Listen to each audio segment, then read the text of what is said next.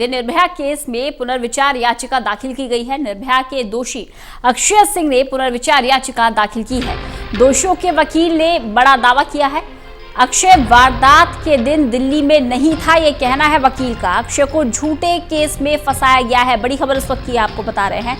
अक्षय वारदात के दिन दिल्ली में ही नहीं था। अक्षय को झूठे केस में फंसाया गया है। पुनर्विचार याचिका दायर की गई है निर्भया केस में। और जो एक और दोषी है अक्षय, उसके वकील का कहना है कि अक्षय दिल्ली में ही नहीं था।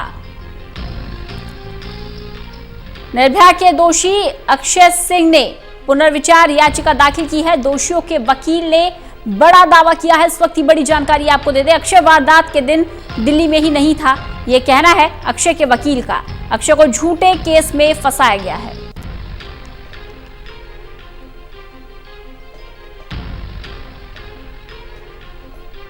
बड़ी जानकारी आपको दे रहे हैं। दोषियों के वकील ने बड़ा दावा किया है।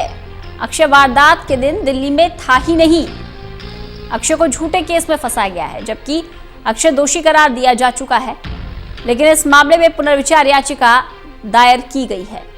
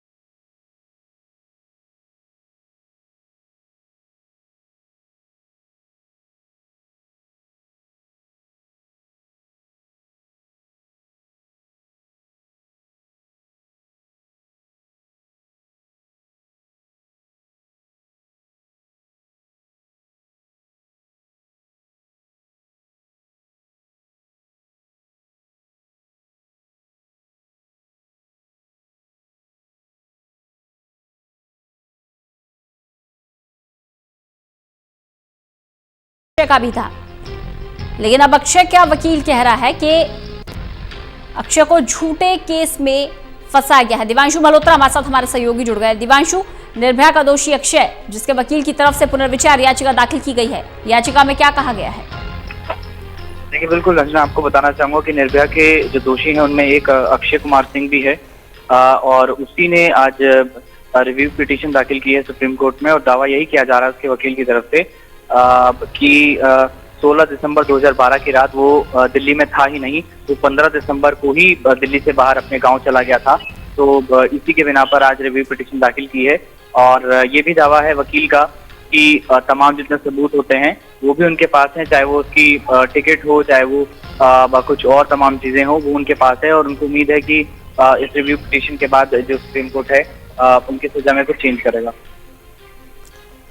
दिव्यांशु, इसके अलावा अक्षय के वकील का यह भी दावा है कि झूठे केस में फंसाया जा रहा है। वो वारदात के दिन था ही नहीं दिल्ली में, जबकि पहले ही अदालत अक्षय को दोषी करार दे चुकी है। किस आधार पर यह कहा जा रहा है कि अक्षय वारदात के दिन दिल्ली में नहीं था? देखिए, जो अक्षय का वकील है उनका साफ कहना है कि पहली चीज तो यह है कि वो दिल्ली में था ही नहीं। ये एक बड़ी बात उनकी तरफ से कही जा रही है। और दूसरी चीज ये कही जा रही है कि जो अक्षय का कमरा है वो उसका था ही नहीं। तो ये दो बड़े दावे किए जा रहे हैं। और इसके साथ साथ अक्षय का वकील का कहना है कि उसकी जो गिरफ्तारी हुई है उसके गांव से हुई है। और तमाम जितने सबूत होते हैं वो पुलिस के पास नहीं है। तो ये तमाम चीजें हैं। एक बार फिर हैरान करने वाली बात है कि आखिर ये जो रिव्यू पिटीशन दाखिल की है उसमें आखिर कैसे इतना बड़ा दावा किया जा रहा है। चलिए, बहुत बहुत शुक्रिया दिवांशु तमाम जानकारी के लिए।